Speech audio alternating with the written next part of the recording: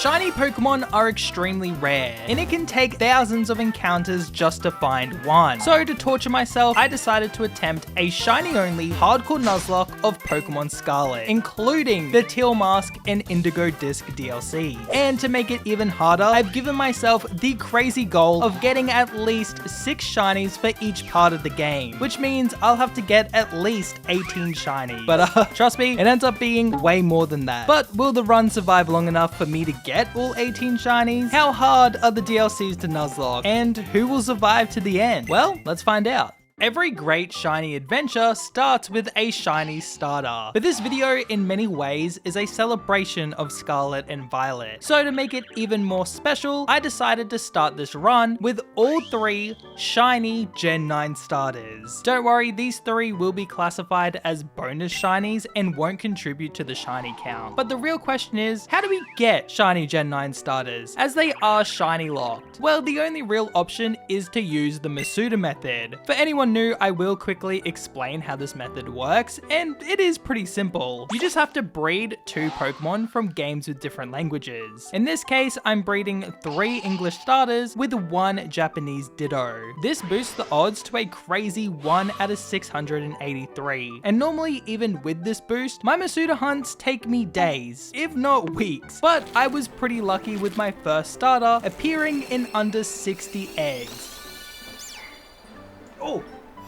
Oh, let's go! Oh my god, yes! And it was spring first. Oh my god, yes. Poor timing, because Millie is barking at a mower right now, but this is very exciting. Millie, please, you're ruining the moment. I swear, she just knows when the shiny's coming. She doesn't bark this constantly. I swear I'm a good dad. And well, for once, my Masuda luck was still going strong, as it only took me about another 60 eggs to find our second shiny starter. Oh! Let's go! Shiny Fuecoco! Oh my god, it was not... I don't know, sometimes... Oh my god. Words are hard. Oh my god. Sometimes when I hatch a batch of eggs, I'm like, yeah, this is gonna be a shiny in here. And that's what I was getting bad vibes from these eggs, but look at him, he's so freaking cute, dude. Look at him. Or her. We don't know yet. Let's see. Damn. Oh my god, okay, sick. That works. 2 out of 3 starters found in just one day is pretty crazy. But sadly, someone forgot to send the memo to Quaxley, as it took me over 2,000 eggs and like a week and a half of hunting for my duck to finally appear.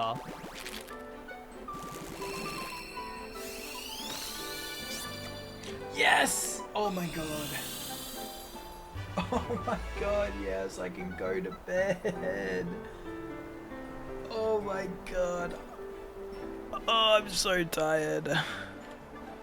Let's go, dude. It's just crazy how much longer this one took than the other 2. I was actually starting to doze off a little bit. I'm glad we got it. It is kind of ironic that my least favorite of the 3 took like 10 times as long to find, but nevertheless, we finally have our shiny starters. So let me introduce you all to Hanami the Sprigatito, Jogo the Fuecoco, and then Maito the Quaxley. I'm a huge fan of the Gen 9 starters, and I think they are some of the most fun Pokemon to use in the whole game, so I'm pretty pumped to have all of them on the team. And well, they are pretty strong, so the Scarlet early game was no issue for them at all. Destroying Nemona and then the Team Star Grunts, clearing a path to the Academy. And after a beautiful speech from Clavel about finding our own treasure in life, we are officially off on our adventure. And normally, this is when I'd run straight over to Katie for the first badge. But this time, we have to pay a visit to Kitakami to start the Teal Mask DLC. This is where we meet the main characters of the Teal Mask in Carmine and Kieran. And not gonna lie, first impressions of Carmine in particular are not great. She just gets so aggro for like zero reason. Anyway, we repay that attitude by destroying her in a battle. We then pair up with Kieran for a group activity, and his method to bond with us is by challenging us, and he's just so sweet, getting all excited to battle. What a wholesome guy. His Sentrant was easy to deal with as Hanami quickly takes it down with no issues. Sadly though, though, Hanami does have an awful matchup against Yangma, and apparently so does Jogo and Mahito, as Air Cutter almost kills both of them. But by working together, our shiny starters are able to pull through. And I will say the interaction here between Carmine and Kieran is pretty cute and almost makes up for that poor first impression. Almost though, still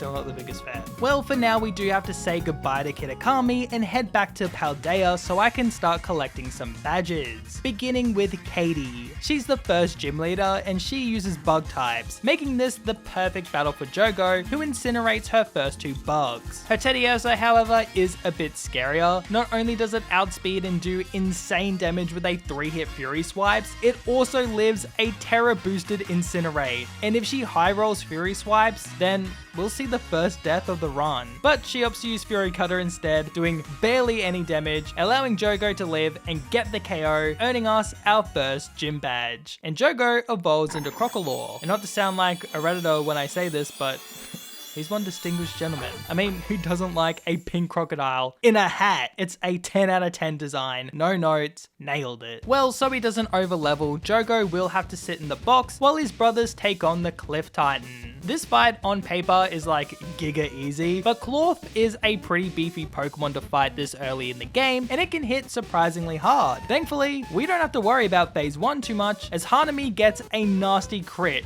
just one-shotting it. My goat, honestly. As for phase 2, it just refused to pay any attention to Hanami, targeting only Arven's Shelter. Not that I'm complaining though, because it gives us a nice and chill battle. And I mean, look at Hanami, he's so proud. We do have to say goodbye to our cute little Sprig, as he does evolve into Florgato, who kind of reminds me of like Puss in Boots. And I mean, unrelated, but how good was Puss in Boots in The Last Wish? Recently rewatched it, it's a really good movie. If you haven't watched it, do it. You have to rent it, but it's worth it, trust me. Oh, also, Mahito evolves into Quaxwell. And once again, I just feel like this is the weakest design out of the three. Not a big Quaxwell guy myself. But let me know if you are, obviously. You know, I'm not gonna hate on it, just not a huge fan. Thankfully, I won't have to look at him during the fight against the second gym leader, Brassius, as he uses grass types, which again is a great matchup for Jogo. Brassius starts with his 2 super weak grass types, so it's 2 easy back-to-back one-hit KOs. His Ace Pseudo Wudo, however, can't be one-shot thanks to its sturdy ability, and so it lives a Terra boosted Incinerate, but decides to use Trailblaze instead of the much more threatening Rock Throw. But Trailblaze does boost its speed, allowing it to outspeed on the next turn, and uses Rock Throw, which actually doesn't do that much damage, and Jogo carries us through yet another early game fight, and that's why he's my favorite Reddit croc. Those were 3 super easy battles, but the difficulty spikes majorly here, as our next 3 battles are insanely tough, and if we aren't prepared, then we could lose the run at any one of these fights. I also need to start chipping away at that 18 shiny goal, so I head back over to Kitakami and begin hunting for some new shiny team members. And my first target might be a bit of a surprise, as it's a shiny I don't think I've seen anyone actively hunt for. My target was Nosepass.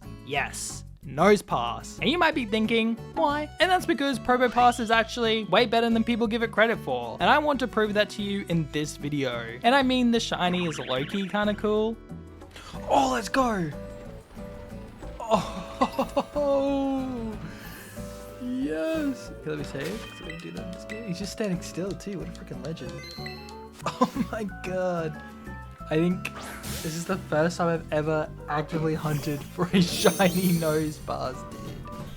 He looks sick. He lives a seed bomb, right? He does. He's so bulky. He lives a seed bomb. Oh man, he freaking tanks that real good. Okay, I promise, guys, this Pokemon's gonna be broken.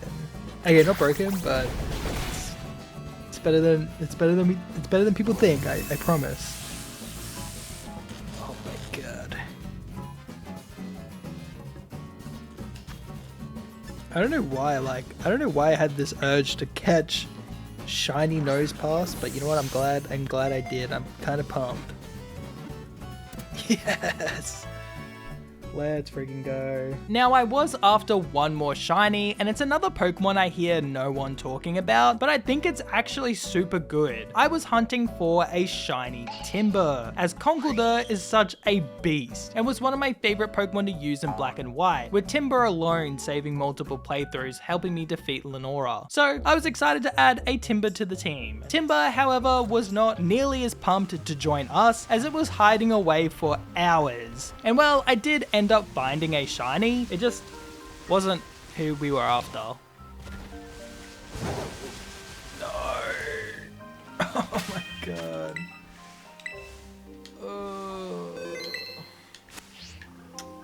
It's a shiny. It's a shiny. Just not the one I wanted. Do I have you want it? Oh, wait! I think that's shiny! Oh my god. Oh my god, I think you're shiny! Nope. Let's see them sparkles. Yes! Oh my god, it took so long.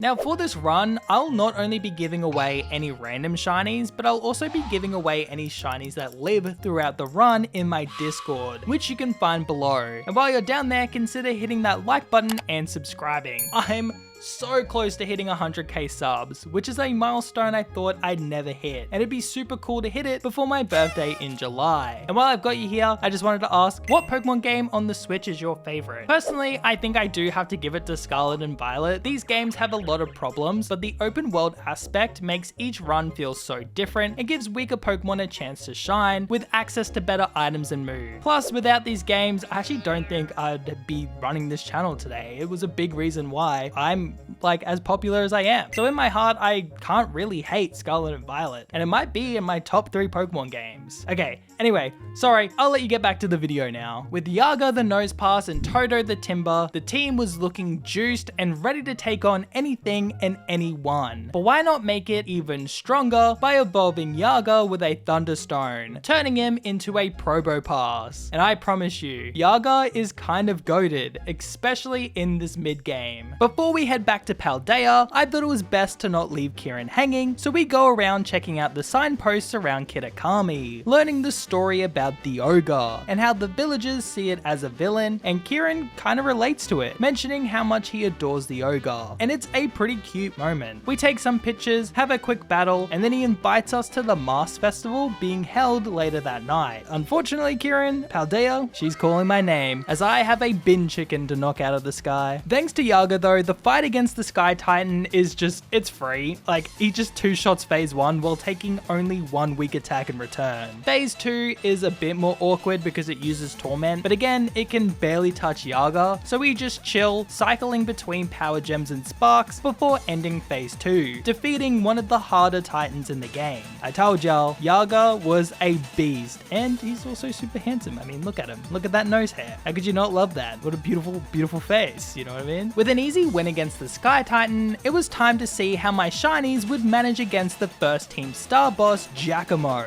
Now, you'd think that Toto would go crazy against Giacomo's lead Pawnyard, but it has access to Aerial Ace, and a poorly timed crit could kill our little guy real quick. So instead, it's up to Mahito to take it down, which he does with ease thanks to a 4x super effective low sweep. Giacomo then sends in his Starmobile next, which is a bit of a monster for this part of the game, having a chunky health bar and doing pretty sizable hits of damage. But we came prepared. Mahito pokes at it with a couple of low sweeps before switching into Toto, who takes resisted damage from the Starmobile's dark type moves, and is able to heal up with drain punches while getting it low. I do have to switch thanks to the special defense drops from Metal Sound, but I can just send in our tank Yaga, who eats up every attack thrown at him while slowly chipping away at the Starmobile, ensuring our victory, winning us our first Team Star badge. Now, I was super prepared for both Giacomo and the Sky Titan, but I had real no answers for the next gym leader, Iono. And I also have 0 shinies in Paldea. And I did kind of forget to mention this before, but I've set a rule that the only shiny Pokemon that count towards the 6 shinies in the main game have to be from Generation 9. So not only do I need a good answer to Iono, that answer also has to originate from Paldea. And well, this led me to one obvious choice, Paldean Wooper, a Gen 9 favorite. And even though Clodsire is, in my opinion, pretty weak overall, its ground typing should be a huge help against Iono's powerful electric types. And so, I spend the next few days running around this swampy area until I find what I've been looking for. Yes! Oh my god, yes, yes, yes. I need to stop shiny hunting at 2 a.m. Oh my god, we did it. Whooper! Whooper, whooper! I don't know what I'm doing, I'm sorry, it's 2 a.m. I'm so tired.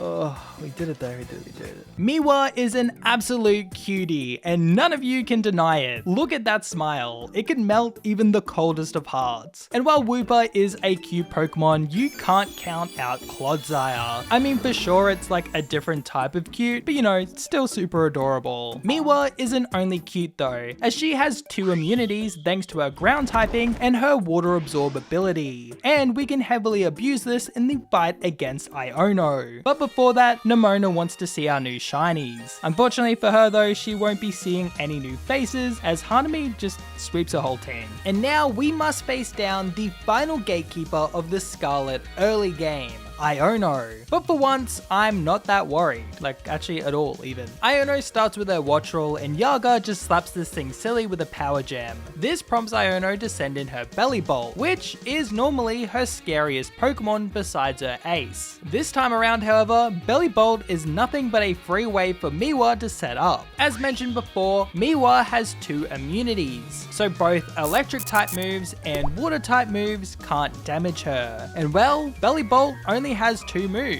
one being an electric type move in Spark and the other being Water Gun. So it literally can't touch Miwa, and she's able to set up to +6 attack, +6 defense, and +6 special defense. Once set up, she goes crazy, one-shotting Belly Bolt, and then even with like 5 flinches from Luxio, she's able to take it down with full HP thanks to a held leftovers. Our RNG doesn't get any better when Miss Magius enters the field, as Miwa hits herself 2 turns in a row. But with max special defense, Miwa's barely flinching when getting hit by hexes, and once she's able to land an attack, it's an easy one-shot, earning us the 3rd gym badge. Those were some pretty stressful battles, so I think it's time to chill out at the Mask Festival with our good mate Kieran. And after being given some mad drip, I go around enjoying all the festival has to offer. And by the end of the night, we run into Ogrepon for the first time as it drops its mask before running into the night. And the next morning, Carmine takes me to her grandpa, who tells us the real story of the Loyal 3 and the Ogre, and how the Loyal 3 were really the villains, as they stole Ogrepon's mask, and she understandably went rage mode. I mean, if anyone took my card collection, I'd be looking like the bad guy as well, let me tell you. Oh my god. Carmine chooses not to tell Kieran about anything we've learnt about Ogrepon, which I really felt gross about, especially when we see that he was listening the whole time anyway. The game then forces us to lie to him like a few seconds later, causing him to kind of go into a super angst mode, and I really can't blame him when he forces us to a battle. I do end up winning with ease, but I just don't feel good about it. This whole arc in general makes me feel really uneasy. He then basically admits that he knows everything, and even after apologizing to him, he doesn't seem happy, which then leads to the most awkward photo of all time. With our forced smile versus Kieran's closed off body language, this is just pure uneasiness. I do not like this part of the story. Well, to avoid this very uncomfortable situation, I'm just gonna leave the country and head back over to Paldea. I love it here. All the characters love me, as for I can do no wrong. Okay, maybe Mela hates me, especially after I sweep her whole team with Mahito. Look, it's just really not my fault that Rain Dance is an easy counter against her whole team, okay? Like, I didn't design your team, Mela, don't be mad at me. Toto is also able to evolve into Conkeldurr. Again, one of the cooler Pokemon that people just don't talk about anymore. And with his new monstrous stats, he's able to make quick work of the Orthworm Titan. Which brings us to Kofu, who I do have an answer to with Hanami, but I feel like he needs some support to make sure we all get through this battle safely. And so I went on the hunt for another Gen 9 shiny, and it's a Pokemon I've somehow never used before. Wait, is that shiny? Oh my god, wait. Shiny? Stop flying. Come back. Is that shiny? Oh my god, yes. Oh my god, I probably missed so many. That was so hard to see. Okay, I'm quick balling, I think it fits it so well. Oh, I probably missed a couple of those. I've been at it for a while. Right now, Niue kind of looks like Private. You know, one of the penguins from the Madagascar movies? But I evolve him pretty quickly, and now he's definitely giving those Skipper vibes. Or maybe I just really want to watch the Madagascar films, and that's affecting my clarity. Who knows? I, for one, do know that Kofu is going to have a tough time now that Niue has joined the team, as he one-shots Veluza with a Thunderbolt, and then he actually outspeeds Wugtrio, which might be the first for this channel. And of course gets a second one-hit KO. Kofu's Ace Crabominable is actually quite a sturdy Pokemon, so I doubt Niue could get the one-shot here, so I just play it safe by using Bolt Switch, doing a good chunk of damage while also switching in Hanami, who resists the incoming Crab Hammer. And then he can just finish off the Crab with a Terra boosted Seed Bomb for a nice and easy battle. But of course, it's now the worst part of any Scarlet playthrough, because next on our challenge list is Atticus, and I hate this guy so much. But today, it's a bit different, as I have a pretty good answer to his toxic team. Miwa, it's time for you to shine once again. Thanks to her poison typing, Skuntank is forced to use Sucker Punch, but that can't hit Miwa if she uses Curse, giving her a free setup to max attack and defense. So she obviously one-shot Skuntank. But the one problem with this setup is she can't outspeed anything, leaving her vulnerable to critical hits, which is exactly what happens when Reveroom hits a Bulldoze, bringing her into the yellow. But it doesn't matter. Even with bad RNG, Miwa is able to clean up the rest of the fight, one-shotting everything in her way. And that's another goated performance from our queen, Miwa. All hail the Clodsire. I won't lie to y'all, I really don't want to go back to Kitakami to face Kieran, as confrontation scares me. So instead, I decided to hunt for our third Paldean shiny, and my target is one of the best shinies to come from Generation 9 in my opinion. My target is Espathra. Well, I mean, technically it's Flittle, but you know what I mean, you understand. I decided the best place to hunt for this little bird fairy thing? Okay, what is Flittle meant to be? I really don't understand. I think it's meant to be like a baby bird, but like baby birds don't fly like that. I don't know, I guess it's a mythical creature, so whatever. Anyway, I decided to hunt in the Asado Desert, and this ended up being one of the craziest hunts I've ever experienced. Oh, what the?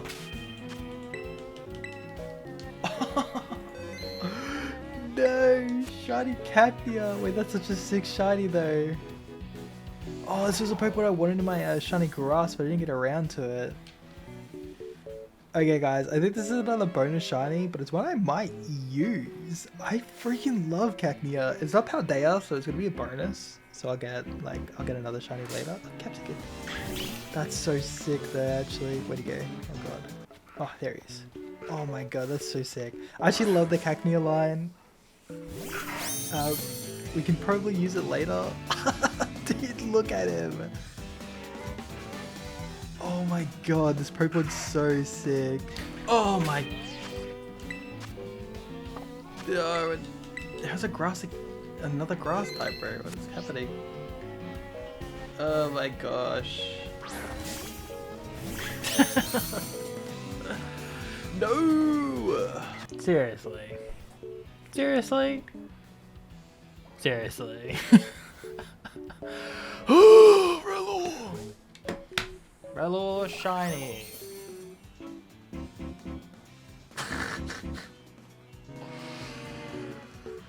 Oh! It's a golden turd. Yep, that's 3 completely different phases. And while they were all pretty cool, and yes, I even mean Relor, I was just kind of mad in the moment, they still weren't my target. But after days of hunting, the right shiny finally shined. Yes! Yes, yes, yes, yes, yes! Yes, yes, yes, yes, yes! Oh my god!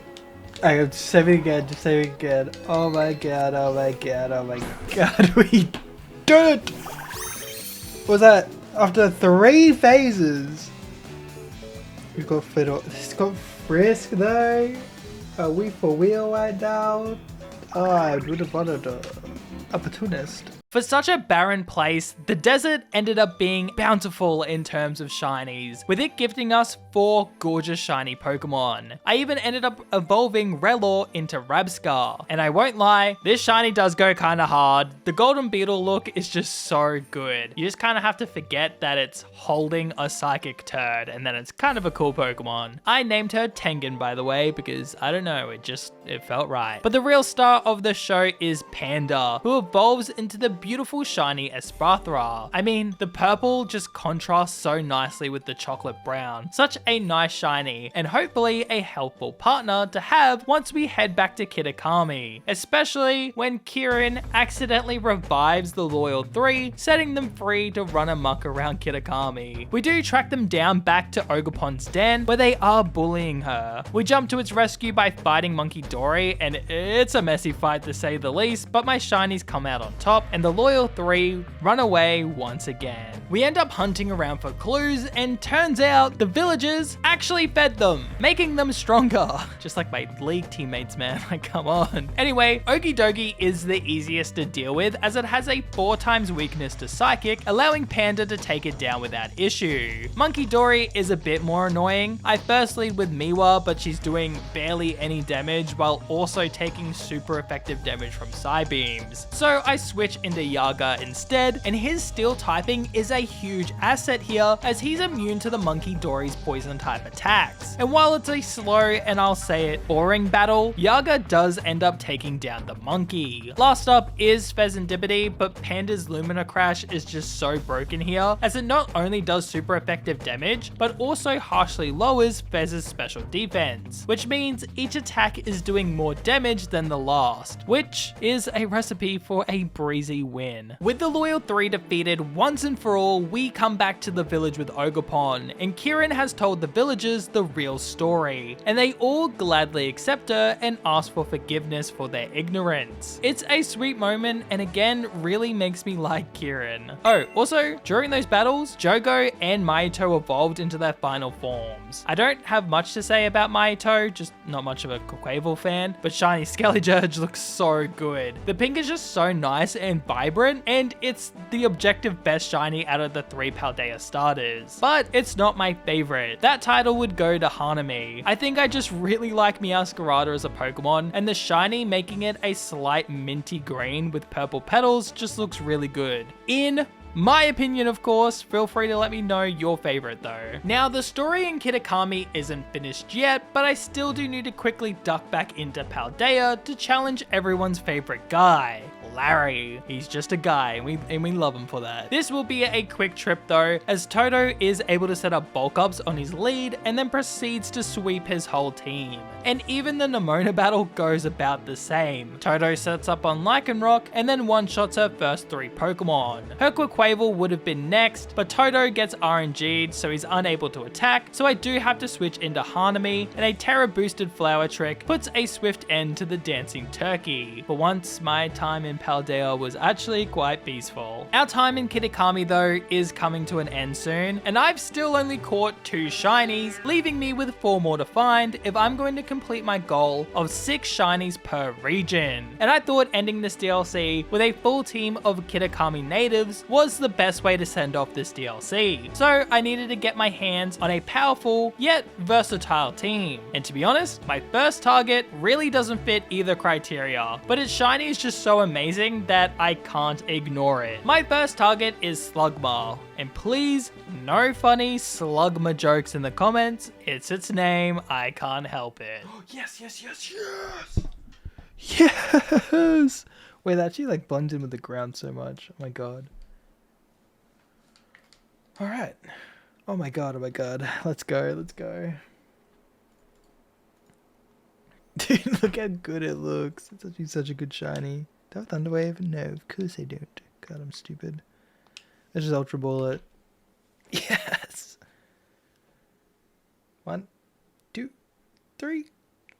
Let's freaking go. I quickly evolve our Silver Slug into Macargo, and can I just say, this shiny is so incredible. I know a lot of people get mad that it doesn't keep that shiny silver color, but I think the purple just suits his silly little face. Also, yes, Jogo would have been the perfect name for this guy, but that name's taken, so I shall call him Megami, because just like Megami, Macargo had so much potential, but giving it the rock typing was such a blunder, because it now has two 4x weaknesses, one to ground, one to water. They could have at least given it like water absorb or earth eater, or better yet, get rid of its rock typing and give it drought or something. I don't know. It's just such a goofy mon that's so hard to use. Don't get me wrong though, I'm glad to have Megami on the team. I just wish Game Freak would treat him with some respect. Anyway, turns out I'm weirdly obsessed with Gen 4 evolution Pokemon this run because my heart was set on finding a shiny Mamoswine. It didn't really help too much with coverage, so the versatility aspect wasn't there, but it is certainly powerful. So, you know, good enough I'd say. And with that, I was venturing inside the mountains of Kitakami till, well,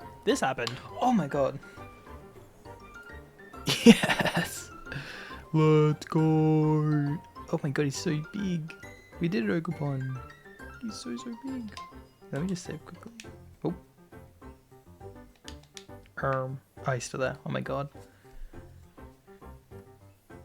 He's so cute. This gallant mammoth is Yuji, a wholesome yet powerful presence for the team. Though I will say, the team as a whole is looking really weak to certain types. Ground and water in particular, with 2 of our Pokemon being 4x weak to ground type attacks, and then 3 of them are weak to water type moves. So yeah, we need a Pokemon that can fix these major weaknesses. And so I was stuck between 2 Pokemon. They both not only resist water type moves, but are also immune to ground type moves. I was after either Swarna or Cramorant. Both are great Pokemon and awesome shinies, though personally my preferred shiny was Cramorant, as it just looks so goofy that I can't help but love it. On the other hand, I recently started talking to my cousin for like the first time in years, and one of her favorite Pokemon is Ducklet. So either way, I'd be pretty stoked. And in the end, I found this.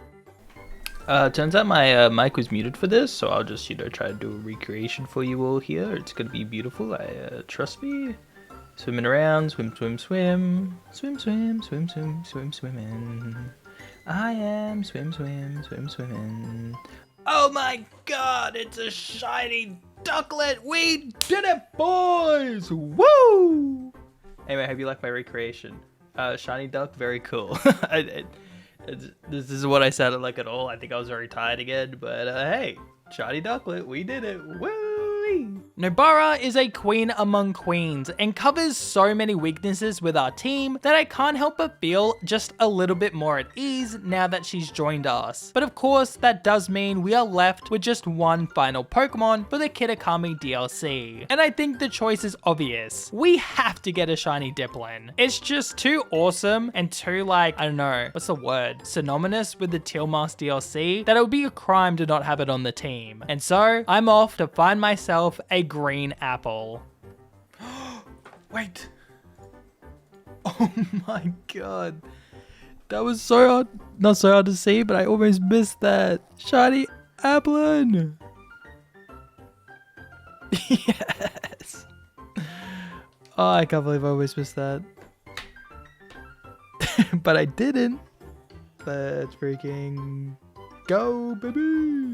I give Yuta a syrup apple, causing him to evolve into Dipplin. I don't know why these apples are like Game Freak's favorite modern Pokemon, but I'm not complaining because this is peak. In the end, this shiny team might just be one of the best I've ever put together. I feel like it's equal parts unique and strong, which allows me to give some love to some very underappreciated Pokemon without being too stressed about losing the run. Though that doesn't mean we won't get through the the end of this DLC without 0 deaths. With all my Kitakami shinies collected, I now make my way to Ogrepon's den, where Kieran and Carmine are waiting for me. But Ogrepon doesn't want to go home. I think through all the time we spent together while I was shiny hunting, she's become quite fond of us. And I have to say, the feeling is mutual. Outside of the dopamine hit from finding a shiny hunting can be quiet and lonely. But with Ogrepon, these last few hunts were peaceful. The room was full of laughs instead of deafening silence. Instead of being alone, I had a friend by my side, and I want to keep hunting for shinies with that friend. Kieran, however, isn't happy about this and demands we battle for who gets to be Ogrepon's trainer. This is a high stakes battle, not only because it's a Nuzlocke and my shinies can die, but also because I'm not done shiny hunting with Ogrepon. So I'm sorry Kieran, but I can't go easy on you. He leads the battle with his Shift Tree as I lead with Megami, and with his massive defenses, he eats a payback before one-shotting with a Lava Plume. His 4x weakness to water baits in Poliwrath, so I switch into Nobara. Sadly, her air slash can't one-shot, and Nobara is frozen by an Ice Punch, but she instantly thaws out and lands a second air slash, getting the KO. Kieran's Probopass is next, but I know all of its weaknesses, mainly its 4x weakness to fighting type moves, so it's an easy kill with Toto. I mean, he doesn't one-shot because of Sturdy, but it really can't retaliate, so you know, it's chill. Yanmega is 4th, but again we have the perfect counter with Yaga, who can land yet another 4x super effective move. This baits in Gliscor, but Nobara is immune to the incoming Bulldoze, and 2 Surfs leaves Kieran with his final Pokemon, his very own Dipplin. But Toto just hits it with a swift ice right hook, getting the one-hit KO. And with that, we are officially Ogrepon's trainer. Well, not yet actually, as Ogrepon also wants to battle us. And to be honest, this fight, or I guess fights, were super easy, as Toto hits every Ogrepon form for super effective damage, one-shotting them all. And with one Pokemon, we are now, after everything, Ogrepon's partner. Kieran really doesn't take this well and storms off, and so brings us to our final day in Kitakami. And Kieran isn't even here to say goodbye. But with everything wrapped up, Carmine ends up being the one to say goodbye and tells us to visit them at Blueberry Academy. And with that, our time in Kitakami comes to an end. But something tells me we'll be seeing Kieran again. With the final pages closed on the Teal Mask DLC, it's time to focus on the Paldea chapters. And there are a lot of gym battles waiting for us here. The first on the list being Rhyme. She's the only gym battle that uses the double battle format, but this will be great practice for the future. And so I wanted to catch a new shiny that could function well in said doubles format, and I landed on Mousehole. Not only is it great in double battles, it's great against Rhyme in particular, and well, it's also in Izzy's top 3 favorite Pokemon. She hasn't actually given me a top 3 list before, but the way she talks about this little mouse family every time she sees them has me believe that it has to be in her top 3. So with that, Mousehold will be the 4th Paldean shiny, and this hunt has officially overtaken for Bebe for the worst hunt of all time, on this channel anyway. I was able to find an outbreak of Mousehold pretty quickly, but it's just so stressful picnic resetting, since the color is kind of hard to see, and the Pokemon itself is so small. So I was just running around, checking every single Mousehold, which made the hunt twice as long, and my poor eyes and head twice as sore. Eventually though, Ogrepon and I found our target. Is that shiny? Is that shiny? I think it's shiny. What am I think glitch? Oh my god, oh my god, oh my god. Wait, finally? Come here. Yes! Finally! Oh my god.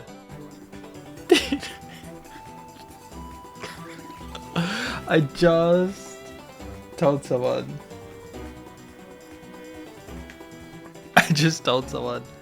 I'd do something after getting this shiny, dude. I got it. Just texting them. Let's go. Let's friggin' go. Officially the most painful hunt on the BP Nuzlocke channel. But we did it.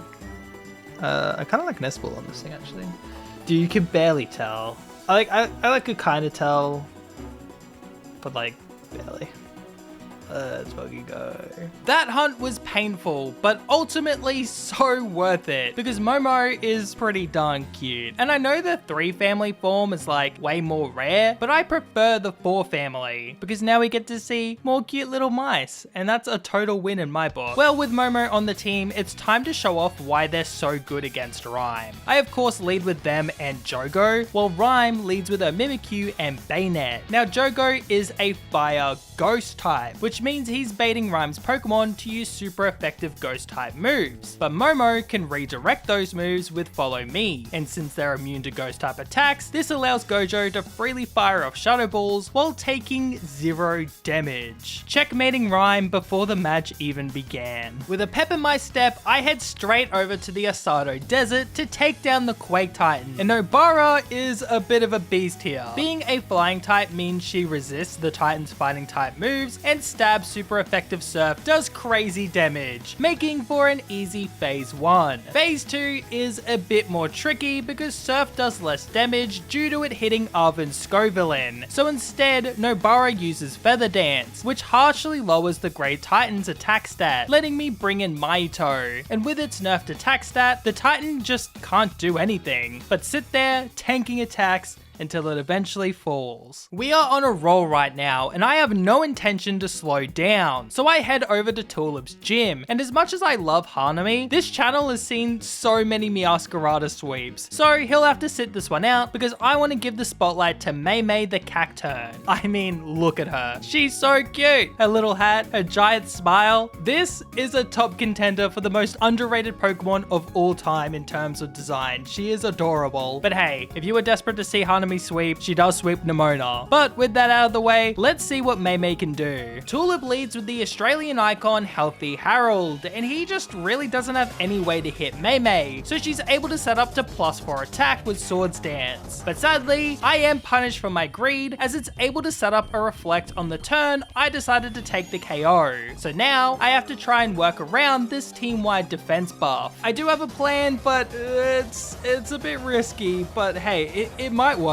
I know Gardevoir will use Dazzling Gleam here because of Maymay's dark typing, so I Terra her into a pure grass type, allowing her to survive the incoming fairy attack. I then pray Bullet Seed doesn't take the KO, which we get lucky. It only hits twice and Gardevoir survives, so I take the KO on the next turn. This means I've successfully stalled out 2 turns of Reflect, and as Sprathra is so frail that Sucker Punch can kill through the screens, and so the Reflect ends by the time Tulip sends in her Florges. It might have had a chance to survive a turn with the Reflect up, but now that it's gone, it's another easy one-hit KO for Maymay, proving that Cacturn is still a pretty good Pokemon. With our victory against Tulip, we have quickly made our way to the final gym leader of Paldea, and I really wanted to give Mahito the spotlight here, mainly because I have such love for the other 2 starters, and I want to grow to love Quaquaval in the same way. I don't really know if that makes sense. Think of it like as a father trying to bond with his least favorite child. I don't know, I'm not a parent, but I feel like this is the same vibe. Would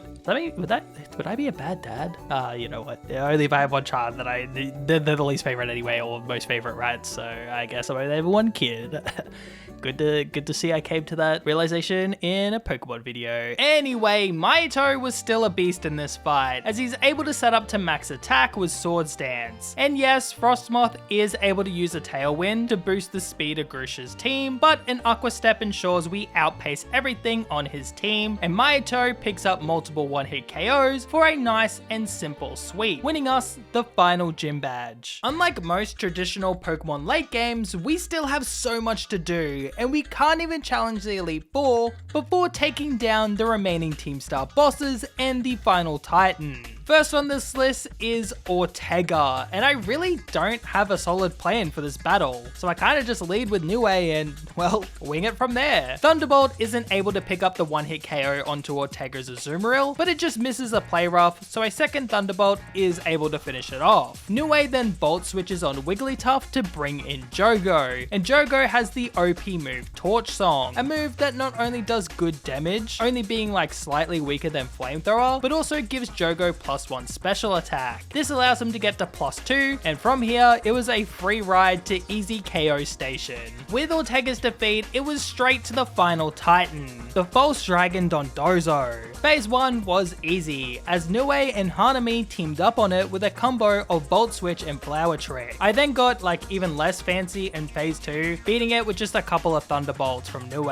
But then, the true dragon appeared, in Tatsugiri. Being a water dragon type makes this little fish extremely difficult to kill. I mean, Thunderbolt from Nue is barely scratching it, and Icy Wind is close to getting a 2-hit KO. To keep our bird safe, I Volt Switch into Hanami, who shakes off a muddy water, but then he misses a play rough, and Icy Wind almost kills poor Hanami. Oven's Greedent is able to bring it low with a takedown, but gets knocked out in the process, which means we are taking full damage from the spread moves like Icy Wind and Muddy Water, and it will now only target us with his powerful Dragon Pulse. So I do have to make a risky play by switching into Mei Mei, and she's able to eat up an Icy Wind and then uses Sucker Punch to get the KO, defeating the final Titan. And look at her smile. She just knows she saved the run. Now, I don't mention it much in most of my Scarlet and Violet videos, but this scene with Arven and his Mabosh diff is one of the most heartwarming scenes in the whole franchise, and it's one of the few times I've been glad that they transitioned to 3D. I just don't think it would have hit the same in the 2D style. Now we just need some good voice acting, and I'm sure a Pokemon game could make me cry. We are getting closer and closer to beating the base game, but I still need 2 more Paldean shinies. But I also need to think ahead and prepare for the Indigo Disc DLC, because I've heard it's really difficult. So I decided to shiny hunt for one of the most broken Pokemon from Generation 9. And honestly, it might be up there as one of the strongest non-legendary Pokemon in the franchise. My target was Mankey. Oh, let's go! Oh, don't run away. No, don't run, don't run, don't run. Come here, baby. Woo! Oh my god. Another girl. Wait, I've got the perfect nickname for this. It's like, man, I'm running out of girl characters for that theme, man. Dust Ball kind of works. But no, I got the perfect nickname for this, I'm pretty sure. This is used to get. Alright, let's not be annoying about this. Fucking cost on my family. Alright, sick. Got it though. We'll catch it a bit. Now, Mankey isn't a very strong Pokemon, nor is it from Generation 9, but wait till it evolves. Okay, first point still stands, but in Scarlet and Violet, Primeape can evolve even further beyond, becoming Annihilate. And this Pokemon is so nuts. And I don't think I've said this is so nuts ever in my life. But you know what? Instead of me sitting here telling you, I'm going to show you in the battle against Airy. Now, thanks to her Park Ghost typing, Maki is immune to fighting type moves, causing Toxicroak to spam Sucker Punch, as she uses multiple bulk ups. She does end up getting hit by a Poison Jab, and aside from the poison effect, this is actually helpful, as Maki's Rage Fist gets stronger each time she's attacked. So this plus max attack means she's able to rip through Airy's team, and she didn't even have to sacrifice her twin sister to do it. We're in the good timeline here, guys. We're in the good timeline. With the final star boss defeated, we were now able to challenge the Elite Four, but I still needed one last shiny. And well, the Asado Desert had an Orthworm outbreak, and it just kind of felt like destiny. Plus, Orthworm is actually disgustingly broken in these games, and the shiny looks awesome. So it was like a what? A triple win? How could I pass that up? I couldn't. Oh, wait. Oh my god. I was looking at my side monitor, I didn't even see him.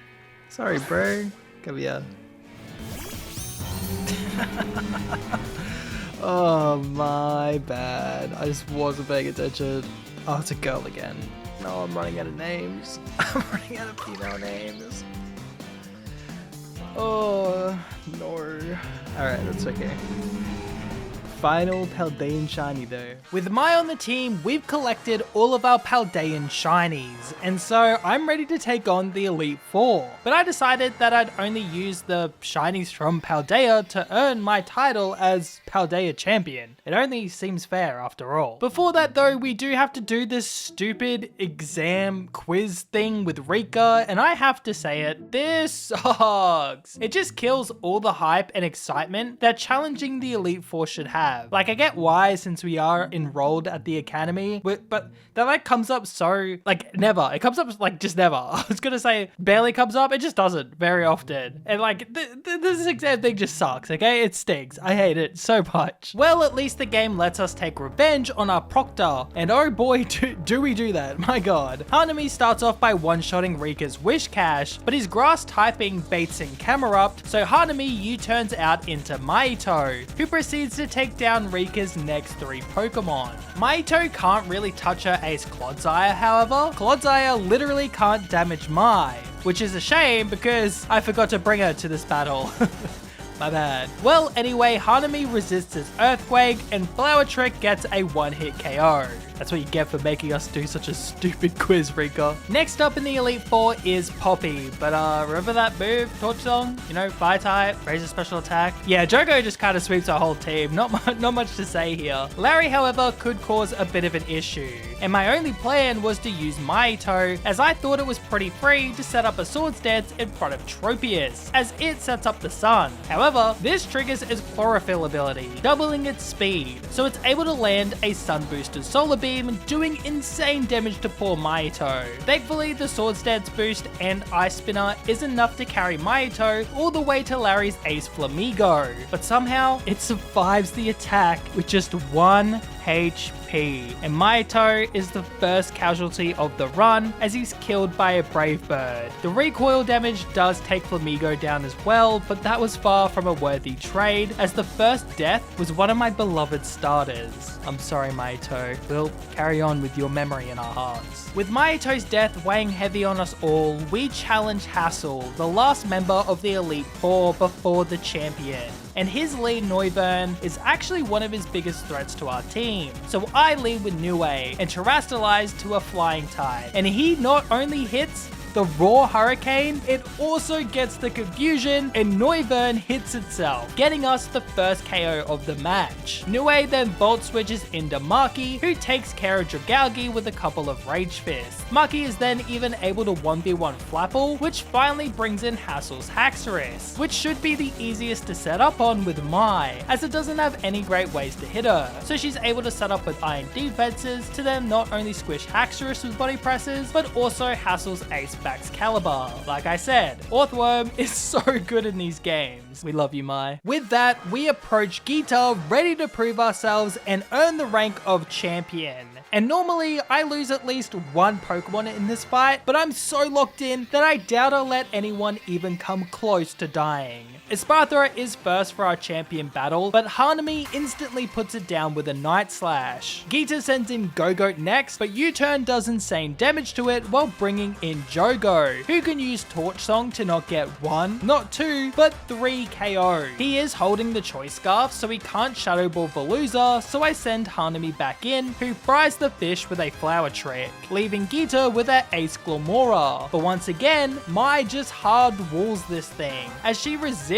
or is straight up immune to all of its attacks. And so we can just sit back and relax as Mai fires off a couple of Iron Heads, earning us the champion rank. Even though we've defeated the Elite Four, the story in Paldea is far from over as we meet up with Arvin in Sada's lab, where she tells us we have to travel down to Area 0. Arvin, however, knows how dangerous the Underdepths are, so he makes me prove my strength in battle. But bulk up Rage Fist Maki just rips his team apart. We do need to battle the rest of our friends so we can see if they're ready to travel below with us. Clavel, however, is standing in the way of us seeing Penny. This battle was actually actually really tough as his team is really well rounded and doesn't have like a good Pokemon to set up on. So it's just a good and honest battle. Hanami is able to take down his lead Oranguru with a combo of Night Slash and U-turn, so I get a free switch into Marky as Clavel sends in Poltergeist. I really can't afford Marky getting burnt here, so I send Hanami back in, and then she's able to get the KO before then U-turning into Marky against Clavel's Abomasnow. Close combat then gets the kill even through the defense boost from the snow, but Amoonguss walls Marky pretty hard, so I go into Panda, who is able to get a solid 2-hit KO. Toto the goat switches places with Panda so he can get a one-shot onto Gyarados with a Thunder Punch. But this is where things get dangerous as Clavel sends in Skeledirge. But I do have Megami and he's holding the Assault Vest, so Torch Song barely scratches his well-polished shell. Its Earth Power on the next turn, however, does insane damage. And while ours hits just as hard, the Croc does outspeed, and sadly, I can't risk it going for a random move here and sneaking a kill onto one of our other Pokemon. So, with tears in my eyes, I let Megami die to the incoming Earth Power. This gives me a free switch into Marky, who finishes the battle with a close combat. I really did hate having to sacrifice Megami, as I did adore him. I mean, I even made a community post about him. He's just such a cool shiny and a Pokemon I wanted to use more. So, trust me when I say I'm actually quite heartbroken about this death, but I think it was the right play, and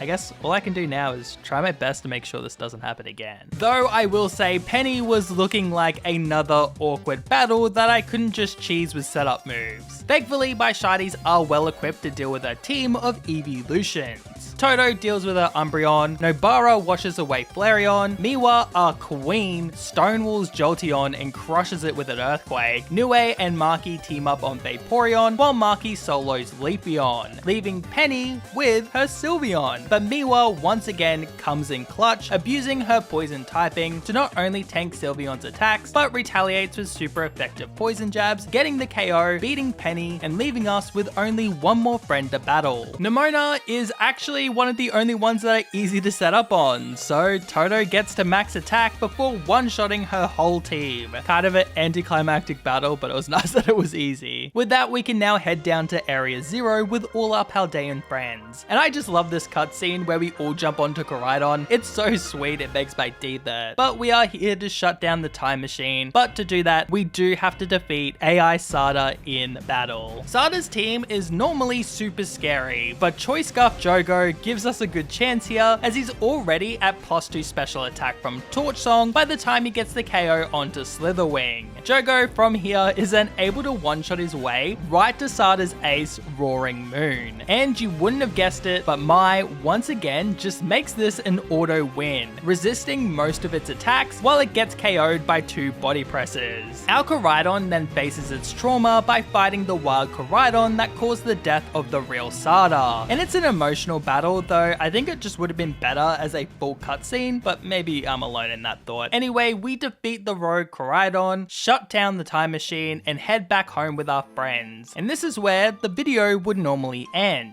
But today, we have one last DLC, and from what I heard, this is where things get actually difficult. We've beaten both the base game and the Teal Mask DLC with 16 shinies and only 2 deaths. And now we're heading into the Indigo Disc DLC and the final arc for our adventure. The first character we run into here is Lacy, who will show us around this new academy. But before that, we do have to battle her, and this is when we find out that every battle at Blueberry will be a double battle. This ups the difficulty instantly, which is evident when Lacy's team of 3 is able to put a huge dent in my team of 6. But hey, she is a Plusle and Minimum enjoyer, and if you've seen my Alpha Sapphire video, then you'll know how much that means to me. Nevertheless, we get through our first Blueberry battle with 0 deaths, and then we are introduced to the terrarium. And I have to say, I'm pretty excited to shiny hunt in this brand new area, as I actually don't know if I mentioned this, but this is my first time playing through this DLC, so I've never done any shiny hunting here. Before I get to hunting though, I do catch up with Carmine, who seems slightly less spirited, and she comments about how we haven't changed a bit since we last met, but the look on her face makes me feel like something's wrong. But she doesn't give us a chance to sit on this uneasy feeling as she challenges us to a battle. We once again barely get through this battle deathless, as Nue is left with just 1 HP from Minietta's crunch. Thankfully, Jogo does clutch up the rest of the fight with torch songs, but seriously, if we're struggling to stay alive against opponents like Carmine, then we might be seeing a lot of death in this final DLC. After this battle, we do get our first glimpse at the new Kieran, and I say new because he's the complete opposite of that timid boy yearning to be our friend in Kitakami. We also meet Drayton, who tells us to join the Blueberry League Club as he's a member of the BB Elite 4. And Kieran's actually the champion, which is crazy considering how hard we mopped the floor with him back in Kitakami. To join though, the other Elite 4 members do have to vote on whether we can participate in the club. Lacy and Amaris aren't very thrilled by the idea, but Crispin is super chill with it, leaving Kieran as the tiebreaker, but he simply looks us in the eyes and says he's not going to lose. Sounds like a yes to me. So with all that, our new goal is clear. We're going to become the Blueberry League champion. To do that though, we'll need the help of some Blueberry shiny Pokemon, and when looking at the Blueberry decks, 2 Pokemon instantly stuck out to me. They're not the most powerful or well-suited Pokemon for the Blueberry Elite 4, but they're cool as hell, and honestly, that's good enough for me. My first 2 targets were Magmortar and Electivire. I really love these Pokemon. They're just so cool that I can't help myself but add them to the team, and you really can't have one without the other. Like, they're kind of one of the first iconic pairings. The first I went for was Magby, as with a fire encounter sandwich, it was pretty easy to isolate, and it only took under an hour to find my first Blueberry shiny. Oh, let's go! Oh, let's go! Little Magby! Yes! Okay, second round. Didn't take that long. Let's go. Do I have a quick ball? Oh, but a very cool one, so I can repeat ball it. Let's go. First Indigo Disc. Quick capture too. First Indigo Disc shiny.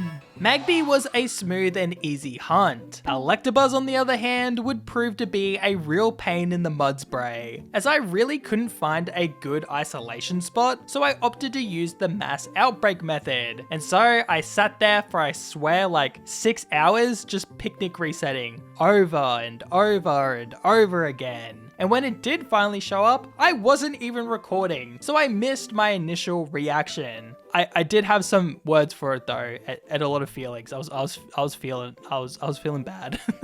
Not gonna lie, the shiny did things to me. Dude, I wasn't recording. Oh my god. The shiny is just here to make me angry. I wasn't recording. After all this time. It's just freaking playing with me too. I'm too safe, man. It's really fine. Oh my god. Despite the pain, it was worth it in the end, as Runta, the now Electivire, looks so friggin' awesome. It's not the most in-your-face shiny, but I'm a sucker for the blue eyes and the blue knobs on its tail. Plus, its design in general is just, it's peak. It's so good. I love it. Junpei the Magmortar, on the other hand, is the opposite, as I think its shiny is way better, with it becoming more of a pink color, though I think Electivire's base design does kinda clear. Anyway, with these 2 on the team, I was ready to face the first member of the Elite 4, and I decided to challenge Amaris. Okay, we really have to lock in here, as the Blueberry Elite 4 have fully IV'd and EV trained Pokemon, plus they have competitive movesets and held items, and I decided that Amaris would be the first one we challenge. She uses steel types and leads the battle with a Alolan Dugtrio and Skarmory, as I lead with Runta and Junpei. Junpei is holding the air balloon, allowing him to avoid any ground type moves, so I protect with Runta Ranta turn 1, while Junpei fires off a flamethrower into Dugtrio. It will live thanks to a focus sash, but we get super lucky with a burn, which finishes off the Dugtrio at the end of the turn, while Protect keeps Ranta at full HP. Empoleon is in next, and it's a huge threat to Junpei, so I decide to double up into it with a Thunderbolt and Scorching Sands, KOing it before it can fire off a strong water type move. Skarmory then whirlwinds out Ranta and brings in Yuji. This works out well for us as Yuji can hit an Ice Shard to break Skarmory's sturdy, allowing Junpei to pick up the KO with Flamethrower, but her Runikless sets up a Trick Room, which makes the slower Pokemon move first. This could be a huge problem, but there isn't much we can do about it right now, so I switch Yuji out for Momo as Runikless protects and Junpei gets smacked by a nasty Aerial Ace, but he retaliates with an easy one-hit KO onto Scizor. However, her ace Metagross is now on the field, though I did have a plan. I send in Jogo and Tengen eats up a Zen Headbutt, and Runikless resets the Trick Room. I decided to protect Jogo, but Metagross targets Tengen instead, who lives on just 1 HP as she fires off a Power Swap. Now let me quickly talk about Power Swap. I thought it just switched the users and targets attack stats, so I was planning to give Metagross Tengen's weak attack. That's not how it works. It actually switches stat changes. So I was, cooking before reading the recipe. It ends up being somewhat okay as Trick Room is used once again, so Tengen should outspeed Metagross now, and she's able to land a lunge to lower its attack stat before she sadly dies to an Ice Punch. But that death has set us up as Torch Song kills Metagross, and with the special attack boost, a Shadow Ball is able to one-shot Runikless on the next turn. And with that, we've beaten the first member of the Blueberry Elite Four. But we also have our first death in the Indigo Disc. Goodbye, Tengen. You can challenge the Blueberry Elite Four in any order you want, so I thought, I'll go Crispin next. But honestly, my current list of shinies don't do all that great against fire types. And well, I do need to get 6 shinies in this DLC, so I might as well get my third one. And my target was Excadrill. And this hunt took literally a minute, which is insane. But you know what? Sometimes these things happen. Wait. Is that shiny? It looks shiny, right? That's shiny. Yeah. Shiny. Right? Yes, let's go. It's kind of harder to see than I thought. I blended with the floor. Oh my god. That was so quick. That was like a minute. Oh my god. Quickest shiny of the run.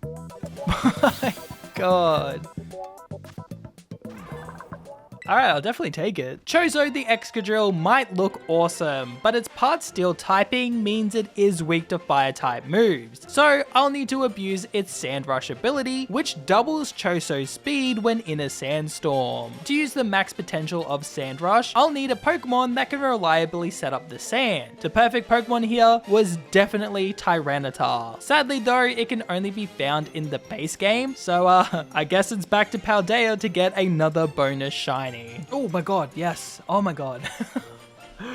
Oh, that took forever. Lavita. Let's go. Yes. Oh my god, sorry. Lavita! I'm so tired, man. I'm so tired. This took hours. This took so long. Don't do this to me, man. Okay, Yuki doesn't count towards our shiny goal, but I mean, come on, it's shiny Tyranitar. And the Excadrill T-Tar combo is just far too iconic to pass up on. I EV train up my new shiny pair and head straight to Crispin. Crispin leads with Talonflame and Rotom Heat, 2 Pokemon that really don't want to catch a Rock Slide, especially Talonflame, that only survives Chozo's Rock Slide thanks to a Focus Sash. This is annoying because it overrides the weather with a sunny day, and this gets rid of Chozo's speed boost. But in exchange, we are able able to get a double KO with Yuki's Rock Slide. Crispin sends out Camerupt and Exeggutor as I switch out Yuki for Nobara, who is immune to Chozo's Terra Earthquake. Camerupt, however, gets obliterated, and I honestly thought the egg would Solar Beam into Yuki, but it actually targets Chozo, and it would have instantly killed our newest shiny if not for our Focus Sash, which is honestly really scary because that could have been really bad. Magmortar joins the field next, and I don't want the egg to keep firing off Solar Beams, so I switch Yuki back in, and with the dynamic speed, Chozo can now outspeed and one-shot Magmortar with a Drill Run as Exeggutor absorbs the light. Crispin is now also just left with his ace Blaziken as we've been steamrolling through his team. Though it is a Pokemon Yuki hates to see coming, so I do end up doing a double switch, bringing in Junpei and Jogo. Jogo is immune to the incoming Focus Blast, while Junpei resists Solar Beam. I protect Jogo next turn, while Junpei targets Exeggutor, but Crispin hard reads me, protecting with Exeggutor and hitting a Stone Edge into Junpei, who lives with 1 HP, but then the damage from my own Sandstorm ends up being the fatal blow to our first Indigo Disc shiny. What a tragic way to lose Junpei. I bring in Chozo, who is still on just 1 HP, but to make matters even worse, I forgot I gave Jogo the choice specs, so he's locked into Protect. This forces me to switch as I pray Drill Run can kill Blaziken here, and thanks to a critical hit, Chozo gets the 1-hit knockout. This wraps the battle as Yuki can finish off the eggs with a crunch, and we did lose Junpei, which really sucks, but we'll look back at this battle and consider ourselves lucky because next is Lacy, and let me just warn you, it was a gruesome battle. Honestly, when looking at the Blueberry Elite Four, I thought Lacy would be the easiest by far, but I did just lose Junpei, so I decided to go for another shiny hunt, and to lock in my confidence in this upcoming fight, I decided to hunt for a powerful steel type, and so I was on the hunt for Metagross, who just might be the coolest pseudo legendary in terms of design, and it definitely has the best shiny out of the pseudos. I mean, the silver and gold just goes so extremely hard, making it an already cool Pokemon like even more cool, even more awesome, even cooler, awesomer, I don't know. You find the words for it. It's sick. That's all I'm trying to say. Anyway, I was pretty excited when I found my own shiny Beldum. Yes! Oh my god, I gotta be quiet, I gotta be quiet, I gotta be quiet, I gotta be quiet. Oh my god, my god, my god, my god, my god, my god, my god, my god, dude. Wait, it's so much easier to see than I thought. Bloop. I heard it was hard to see in this game, that's easy. Let's go, such a cool shiny. Alright, it's gonna seem crazy, but this thing's catch rate's like awful. Level 69. Sorry. So I'm just gonna Master Ball it, I think.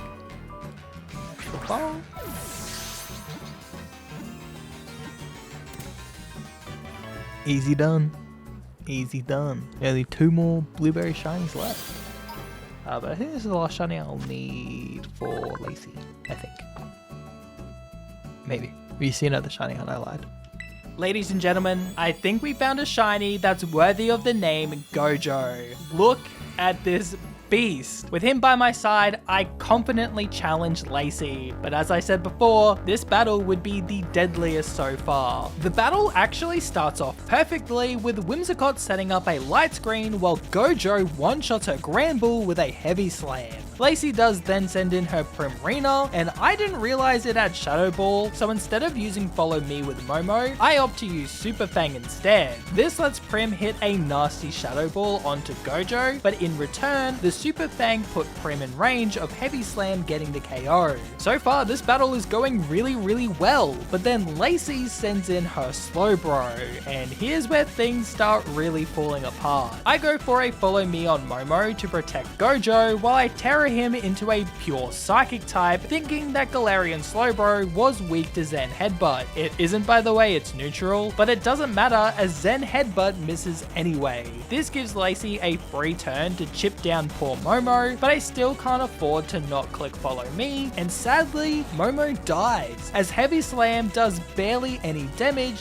thanks to Citrus Berry healing Slowbro back up. I send in Chozo to replace poor Momo, but because of my awful Terra, Whimsicott can hit a decently hard Moonblast into Gojo, putting him into the red, and a Drill Run from Chozo leaves Slowbro with 1 HP, and then Heavy Slam procs Whimsicott Outspoken Sash. And to end this crazy turn, Slowbro hits a flamethrower into Chozo, and it's looking like a 2-hit KO. But we are faster, so it should be fine. And well, it should have been, but life doesn't always work as it should. As I go to switch out Gojo for Jogo, we see that Slowbro's ability Quick Draw procs. This makes it move before Chozo, and so a second flamethrower kills yet another blueberry shiny. That really sucks, but the battle is far from over. I bring in Ranta, who protects to stall out a turn to allow Jogo to get a free Torch Song off, boosting his special attack while KOing the menace that was Slowbro. Lacy does replace it with an Alcremie, and after tanking a soft Thunderbolt, both Alcremie and Whimsicott target Ranta with a Moonblast and Alluring Voice, doing crazy damage, while Torch Song sadly leaves Alcremie on red HP. This does set us up for a double KO on the following turn, and I thought with Quick Attack KOing Whimsicott, Ranta was going to survive this turn, but Alluring Voice actually does enough damage to kill yet another blueberry shiny. This is getting ridiculous. Lacy has now killed over half my team, and Gojo is on red HP, so I'm forced to send in Mai, who is now facing down Lacy's ace, Excadrill, and sadly her Earth Eater ability won't work here thanks to Mold Breaker, but she still tanks the hit like a champ, and Jogo fires off a +3 Torch Song, getting the one shot, ending this gruesome battle. We came into this DLC with only 2 deaths, and we've already doubled the death count, and we haven't even made it to the champion yet. We do only have one more Elite Four member in the way though, and that's Drayton. His elite trial is to beat 3 trainers with only Pokemon caught in the terrarium. The only problem is that we've only got 1 terrarium shiny left, and that's Gojo. So yeah. We have to catch another 5 shinies before we can take on Drayton. Good news is though, this will easily get us past the 6 shiny count, so we'll complete one of our biggest goals of the run. Bad news is, I have to filter through the Blueberry Pokédex to find not only cool shinies, but powerful ones as well. And so, I landed on these 5 shiny Pokemon. We'll see. Wait. Oh my god. Yes! Dude, bro's just chilling! Dude, he's just chilling. Is this the most nonchalant shiny we've ever found? Oh my god, he's chill maxing. I have to take a picture. I can't. Take a photo of a wild Pokemon in flight. I don't think he was in flight game. Dude, that's so cool. I love when you find Pokemon like doing like shinies doing different poses and stuff. This is almost up there to that like when I found a Rolt eating a berry. Almost, not quite though. Oh, that's so cool. Wait, is that shiny? It looks shiny, right? Oh, I've been doing this for too long. I actually can't. That's gotta be. Yes! Yes! Oh my god. Another one that just took forever for no reason. Get in the ball. Oh my god. Yes! Oh, wait. Oh my god. Yes! Yes! Oh my god, I gotta be quick. I'm in a VGC tournament tonight. I just was doing this before the tournament. I probably should be practicing. I was like, nah, I can sneak in a little bit more of a HUD. It's a girl again. I'm running out of girl nicknames, please. I can record it though. Oh my god, yes. Yes! Okay, I'm so happy I got that in before the tournament. Let's go. Oh, at least I get a bit of a break from shiny hunting with the tournament, but I think I really should have been practicing. I don't know, hopefully it'll be fine. Oh, that one. Yes! Let's go, this one's actually the shiny. Finally. Oh my. There's been so many where I thought they were shiny, they weren't. Let's freaking go. Hut donk. Yes! Yes! Okay, what ball do we want this in? Just quick wallet. No, I'm done playing games. Doop. Easy peasy. Oh my god.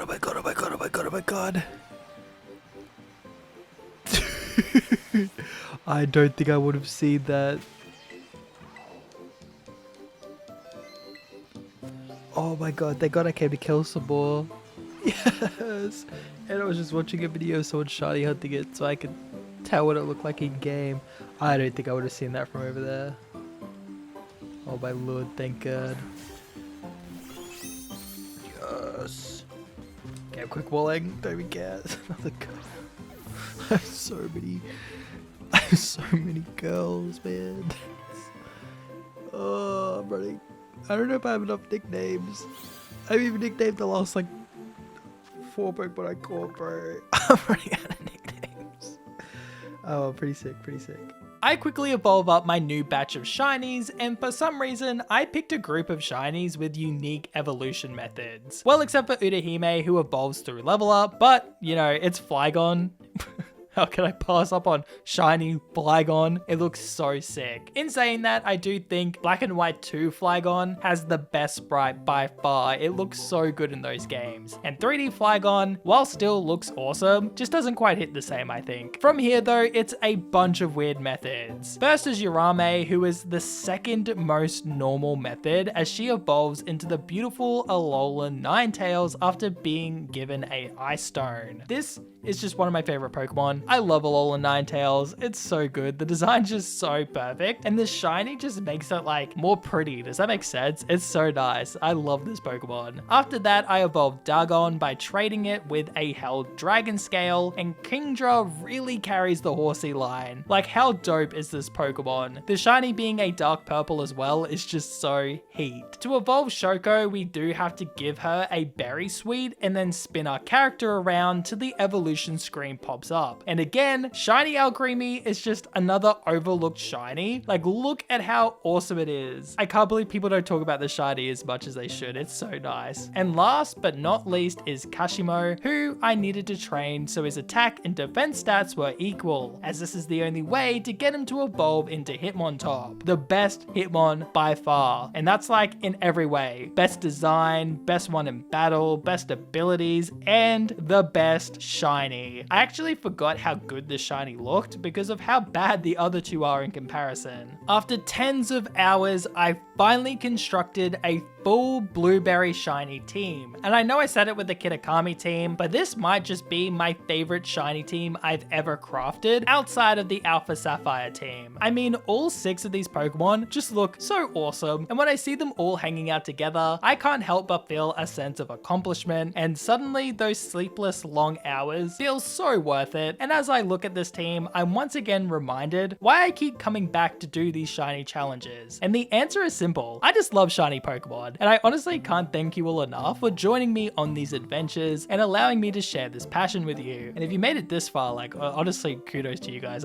I don't know the count of the video yet, but I'm sure this is like well into an hour of the video. So thank you so much for sticking around. Anyway, this team doesn't only look awesome, they are also easily able to clear the elite trial battles. And while Drayton does say we can fight him with any Pokemon we'd like, I think it's only fair to honor the terrarium only restriction, and I'd love nothing more than to showcase this team as much as possible. So with that, let's challenge the final member of the Blueberry Elite 4 using only shiny Pokemon I caught in the terrarium. He leads with Flygon and Dragonite, while I lead with Kishimo and Urame. I fake out into Dragonite to break its multiscale, and then Urame fires off a Terra boosted, extremely effective Blizzard. Sadly, Dragonite does live thanks to its Ice Resist berry, but we are able to KO Flygon and get the freeze onto Dragonite. Drayton replaces his Flygon with his Kingdra, and sadly Dragonite does thaw out of the freeze, but all it does is land a weak extreme speed, while Urame is able to one-shot Kingdra thanks to freeze dry, and a triple axle finishes off Dragonite. Drayton is already down to just 3 Pokemon, so if I can get a double KO here, then we are chilling. And I had full confidence that Sceptile would be an easy one-shot, but both live with 1 HP, and the Blizzard triggered Sceptile's weakness policy, buffing up the incoming Leaf Storm. But Urame lives for like 2 seconds as Haxorus fires off an Earthquake, killing not only his own Sceptile, but our own beautiful Ninetales. Kashimo is able to get the revenge KO with close combat, so I guess in the end I did get a double KO, but I had to pay a very heavy price. This does make it a 1v5 and there's no way our Chaladon can kill 5 of my Pokemon, especially with it using the 2-turn move Electro Shot, and Ice Punch from Gojo does insane damage, and I can just switch into Urahime to absorb the Electro Shock as Ice Punch leaves it on 1 HP again.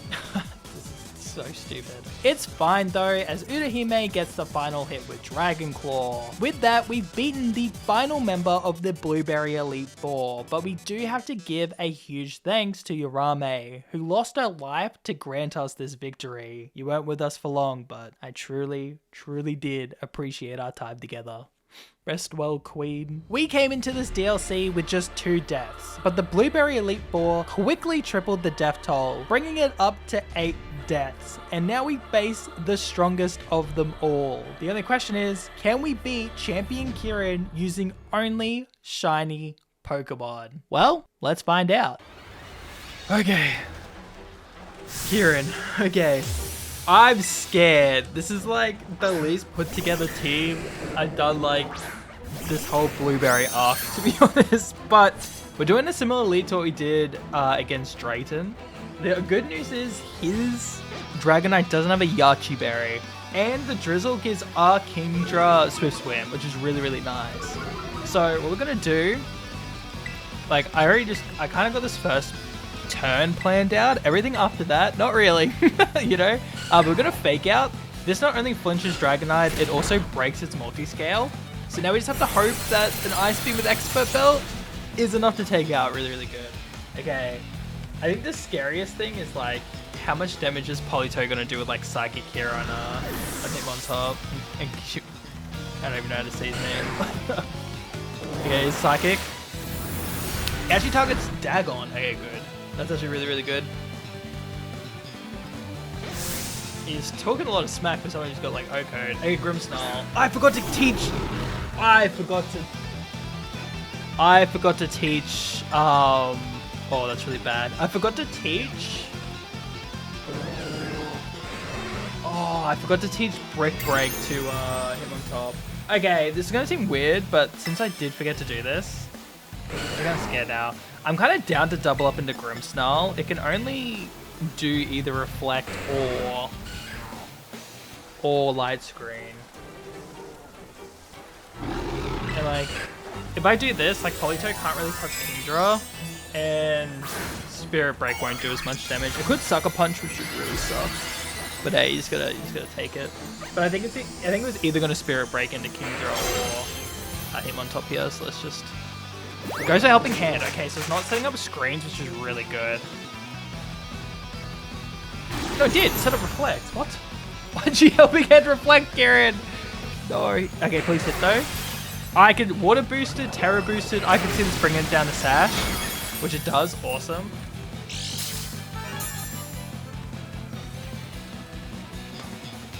Sash is used up, and then Close Combat. He's gonna take the KO. Okay, sick. I wouldn't mind seeing like instant here.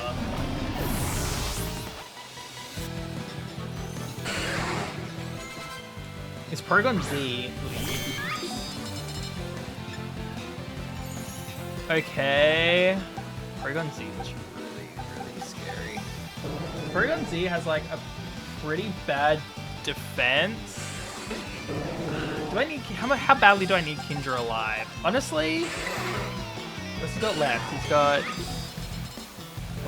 Incin and Hydra Ball. I'm actually gonna chill to try and hit this. Okay, I kind of want to keep Hitmontop alive.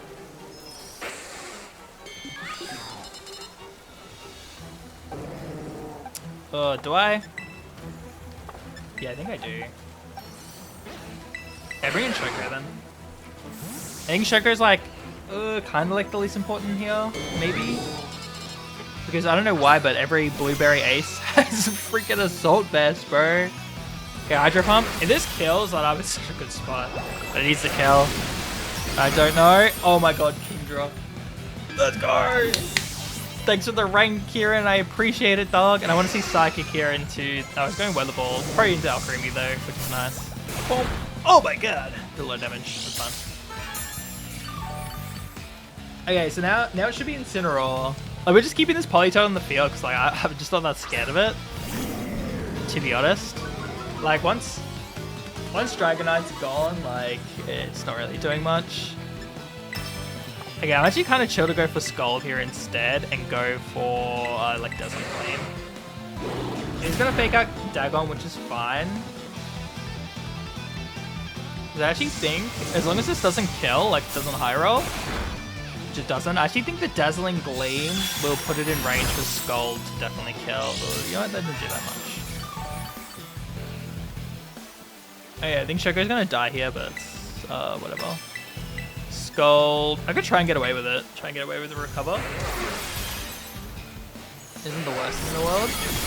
Awesome, easy KO. Oh my god, you're in the easiest fight in Blueberry so far? Okay, let's see. I don't want to let Hyper Beam. It's gonna wear the ball, yeah. So Shoko's dead, but that's honestly fine. Actually really good, because now I can bring in... The rain does stop, but that's really okay with me, because I can bring in, bring Hitmontop back out.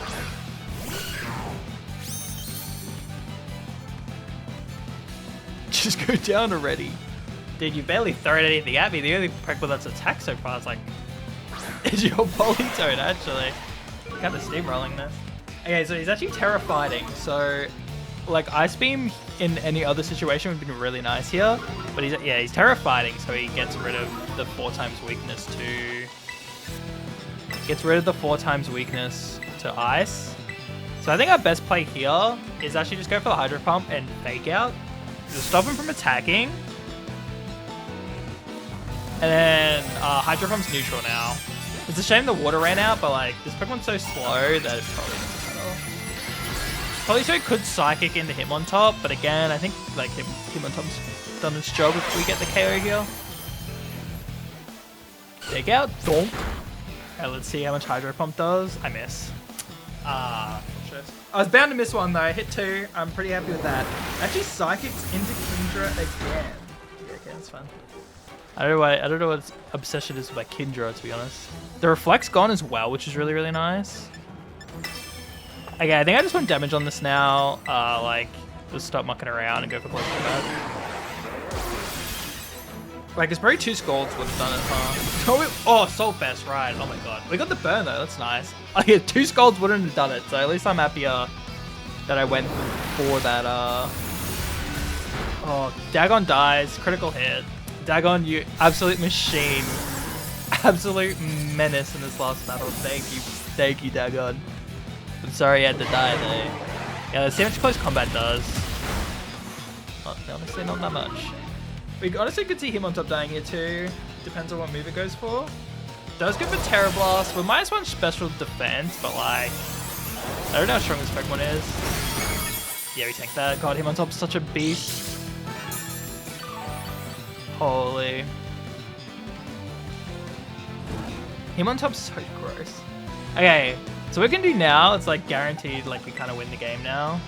Because we just bring in Hanami.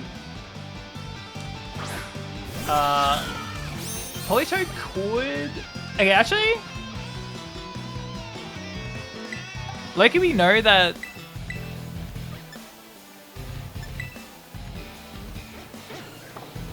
You can just go for the free.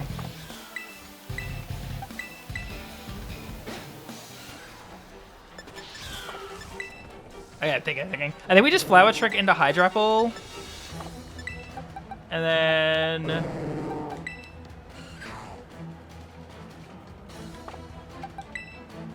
And then just switch into T-Tail, why not? It's either a Psychic into... It's either a Psychic into Hitmontop or Ice Beam into Hanami. So if we switch here... I just don't want Hitmontop to die. It's such a beast. Like, letting Kindra die was, like, unfortunate, but it was, like, better because I needed a free switch. But now that I don't need a free switch, even Locke's chosen you over me. It's not fair. Bro, it's guaranteed critical hit. It's like people screaming when, like, Urshifu gets a crit. Garen, read, brother, read. Look it up. Bulbapedia, it's your friend. And then Psychic into the, yeah. Dude, I actually read this guy. This Politoed, the strongest soldier, but also like his biggest liability. If you guys want any tips for playing double battles in like in a Nuzlocke, if they have a useless Pokemon like Politoed, just leave it on the field. Because then it's just like a 2v1 almost. And there we go. We beat Pokemon Scarlet and Violet plus all the DLCs, hardcore Nuzlocke, using only shiny Pokemon. Huh? I know there's more story after this, but I think that's like the last like actual proper battle. Poor Kieran, bro. Ah, man. What? He actually lost? Let's go, guys. Okay, I find it weird that they're leaving. Like, I know like it's to shun Kieran. No, why? This wasn't supposed to happen. But why aren't they cheering for me? Like, at least. Oh, no. No. Dude's having a proper breakdown. Oh, no. Way to go, both of you. That was awesome. Crispin read the room. What do you mean? Like, why is no one hyping me up? I don't care if he's having a breakdown, but like, come on, dude. I went crazy. Good match. Oh, he's rage baiting. What an absolute machine. Too bad about the outcome, though. Ex-champion. Oh my god, he's rage baiting so hard, dude. Look at him. I feel bad. Look at you, buddy. Way to go. What did I get? A Master Ball? I mean, I don't really need that anymore, dude. Thank you, there. I wish you could go back there and bug with all this.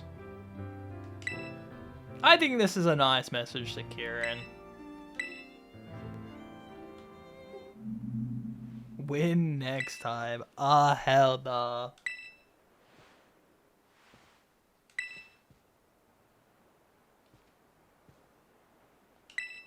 Bud's broken. This was an incredible adventure, and it took a lot of time and hard work to complete, and it was by far the biggest project on the channel. So if you did enjoy this video, please hit that like button and subscribe. I've got at least 2 more big projects on the way for 2026. You know, granted, if I finish them in time, because they are big shiny projects, so you know, we'll have to see. As for like the next couple of videos, I think I'm gonna have to take a shiny hunting break. So you'll either see a monotype Nuzlocke or shiny birds only, depends. I get a bit addicted to shiny hunting, so it could be either or. But anyway, thank you all so much for the support over the last year. It's been so crazy. I really appreciate it. Without you guys watching the videos, then I wouldn't be able to do this project, because I just wouldn't have the time for it. So I really appreciate it, guys. But yeah, if you want to win any of the surviving shinies as well from this run, join the Discord below. I'll be holding like giveaways and stuff, just as a way to say thank you for watching. And if you want more videos from me, check out the ones on screen now. But as always, be kind and stay safe. Bye!